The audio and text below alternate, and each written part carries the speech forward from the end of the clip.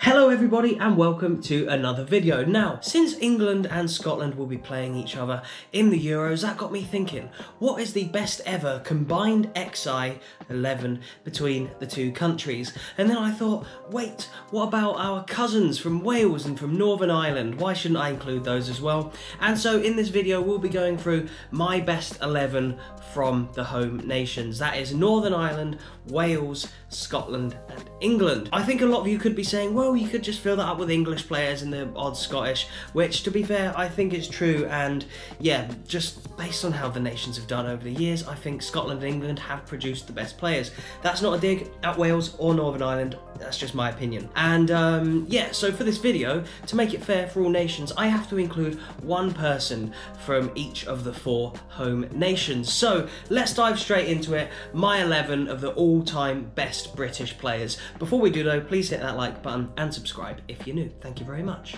Right, so first up in goal, I had to get a Welsh player in here. I think it's the obvious place to put a Welshman. You could talk about Giggs or Bale, but more coming up on the ones I didn't pick a little bit later on. But yeah, the one Welshman from my team, I think, and it is their old goalkeeper, Neville Southall. What a legend he was. He was such a good player, and if you look at his individual honours, it will prove why he's in this team. He is the last player in England who played in England, like in the English leagues at the time, to win the Football Writers Association top prize for Footballer of the Year. The award that Jordan Henderson most recently won in England has been won by Salah and Ronaldo and even Bale, another Welshman, but yes, he is the last goalkeeper to have won that accolade as an individual honour. So yeah, fair play, Neville Southall. He's in the team. Now, at right back is my first Scottish player of this team, and he has won the Scottish Football Writers Association prize twice as well. Much like Southall in England, this man has won the Scottish version of that prize, and he has also played over 1,000 professional games in his career. If you were to factor in, you know, under 21s, reserve games, and friendlies and stuff like that, he would have played well in excess of 1,000 games. And that man is Sandy Jardine. He is one of the best Scotsmen of all time when it comes to defending, and he was even part of the Rangers squad that won the UEFA Cup Winners' Cup in 1972. Right, next up is the centre-backs, and yeah, I'm actually playing a 4-3-3 today, just so I could get in a few more attacking players, and the 2 centre-backs I think kind of pick themselves. There are other people that you can make arguments for, but that's the same in every position. So yeah, if you do have any suggestions of people that I've missed out, and I will be going through a list of players at the end who I could have easily put in, then yeah, if there's any that I missed out, just drop them in the comments below, any of your favourite players. But yeah, the 2 captains have to pick themselves. There are 2 iconic players in British football. The first is, of course, Bobby Moore, the only man to have lifted a World Cup for a British team. If he doesn't make it into the team, who will? Yes, I know a lot of people say that English people go on about the World Cup a lot, but it is still gleaming, and I have seen that very trophy, the Jules Rimet, which is in the Manchester Football Museum. I'll leave a link to that video down below. It was amazing to see it with my own eyes, and yes, Scottish fans, it is still gleaming. And yeah, next up is a man who is also just as iconic for what he did as a captain for one of his clubs, and it is, of course, Billy McNeill. I've spoken about him a lot in a lot of my videos, and yeah, he's the first British man to have lifted the European Cup. He won it for Celtic in 1967. He was the leader, the talisman of the Lisbon Lions, and yeah, imagine having Bobby Moore and Billy McNeill as centre-backs.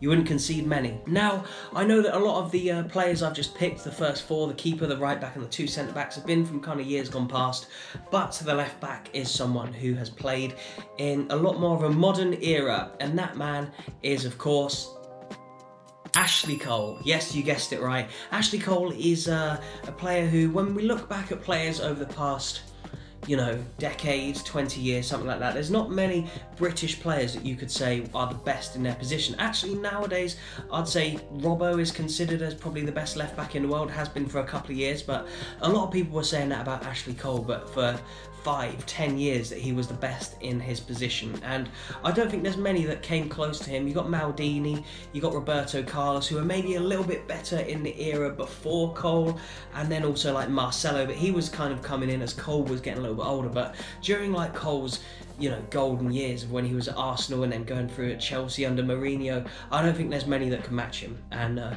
yeah, just for what he did for the modern game and for the modern left back, Ashley Cole, you're in the squad. Now, next up, the 3 central midfielders, and there's one man that I couldn't leave out as the defensive mid, and that is Sky Sports' very own hard man, Graham Souness. What he did for Liverpool, lifting the European Cup, what he did for Scotland as well, playing in major tournaments and stuff, and yeah, he was a hard man, he was a hard tackler. If you look at some of the tackles that he made, it's quite amazing. But let me just bring up the honours that he's won. He won 1, 2, 3, 4, 5 First Divisions at Liverpool, 3 League Cups, a few Charity Shields, and 3 European Cups at Liverpool.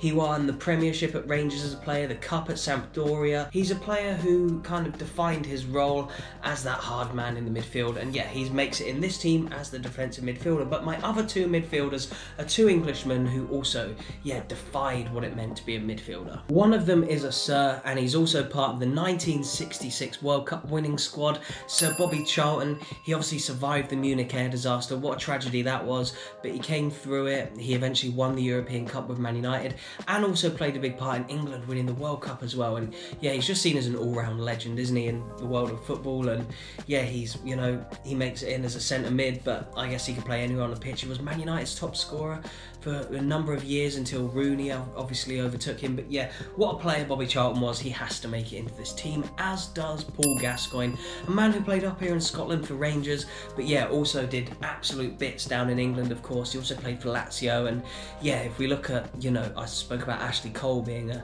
era-defining player in his position. I don't think there's many more that are as iconic as Gazza. And yeah, what he did, that goal obviously against Scotland in the Euros, and yeah, just some of the stuff that he did on the pitch was he was one of the only people in the world who could do what he did at that time. And yeah, to not have him in this team would be a tragedy. So yeah, they are my 3 midfielders: Graham Souness, Holding, Charlton, and Gazza. What a midfield that would be. And then my 3 forwards. So I think they could be fairly interchangeable, especially the wingers. And you may have noticed that I've not added in a Northern Irish player yet, but we're coming to that, don't worry. I bet you can probably guess who it's going to be.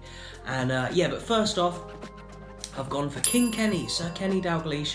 What he did at Liverpool, the amount of trophies he won, as well as coming through at Celtic and what he did for Scotland, like, he was just a magical player. And again, he did things on the ball which others could only really dream of doing. And he's probably considered as Liverpool's all-time best. If it's not Stevie G, it's probably Kenny in some people's eyes. I think people of my era who grew up watching Stevie G would say that he's obviously Liverpool's best ever player. But if you went back another 20, 30 years and spoke to people from the era before, it'd be Kenny Dalglish without a doubt. And then next up, we have the first Northern Irishman and the only Northern Irishman in the team. It is David Healy. No, of course it isn't. Although he had an amazing international career and actually scored well above kind of as good as Northern Ireland were back in those times. Like, if you look at, wasn't he like the top scorer in the Euro qualifying or something? Him and David Villa had the same amount of goals or something like that.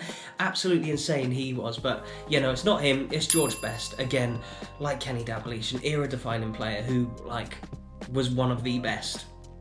Namesake was one of the best in his position, and yeah, he was unstoppable, and he just used to dribble around players 2 or 3 times and like pass it into the net and stuff. He obviously had his demons and his battles with alcoholism and stuff like that, but to be a genius, sometimes you have to be a little bit unhinged, and I think George Best was, as were a lot of players back in that time. It was a different era for football, but yeah, as a player, he has to make it in this team, and he represents Northern Ireland as probably one of the best players ever to have never played in the World Cup. And up front is an Englishman, but to be honest, like, looking through the list of strikers that all 4 nations have, it could have been anybody, but I just have to give it to the top scorer, and it pains me to give it to a United player, but yeah, it has to be Wayne Rooney. I know you might say that the teams that they play are easier these days, where like he would have probably got a lot of goals against Andorra and San Marino and stuff, but at the end of the day, he's still England's top scorer, and yeah, he has to make it in just based on that.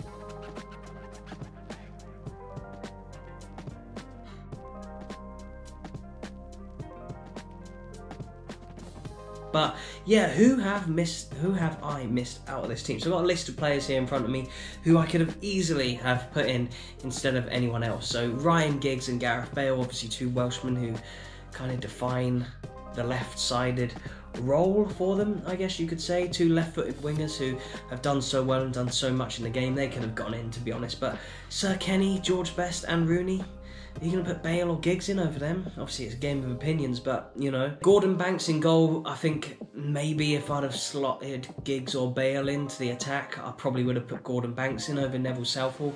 Obviously, the only World Cup winning goalkeeper that the Four Nations have ever produced. So, yeah, could have been him. Jinky Johnson, he could easily have gone in as well. And Billy McCrane as well, one of Celtic's greats.